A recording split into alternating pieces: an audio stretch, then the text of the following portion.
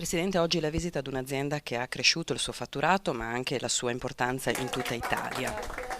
Beh, siamo in un'azienda friulana, la Politecnica Friulana, e quello che mi piace sottolineare è che dietro a questa azienda c'è una grande famiglia, ma la famiglia ha saputo anche con grande ambizione, voglia di fare, determinazione e coraggio sviluppare un'azienda negli anni che oggi è conosciuta in una buona parte del nostro paese. Quindi per noi è un orgoglio ed è anche ovviamente una grande soddisfazione essere qui, significa posti di lavoro, significa ricchezza per questo territorio, ma significa anche aver messo insieme le capacità e la voglia di una famiglia di far bene con l'ambizione manageriale di un'azienda di acquisire nuovi spazi di mercato. Quindi credo davvero che qui il Friuli sia ben rappresentato. Le sono state illustrate anche delle start-up interessanti. Sì, abbiamo parlato ovviamente dei settori nei quali l'azienda è già sviluppata, dalle pulizie nel settore civile, industriale, alla segnaletica orizzontale, per non passare poi su altri settori, però un settore interessante sul quale l'azienda si sta sviluppando è anche quello delle mense e ovviamente della ristorazione, quindi ragioneremo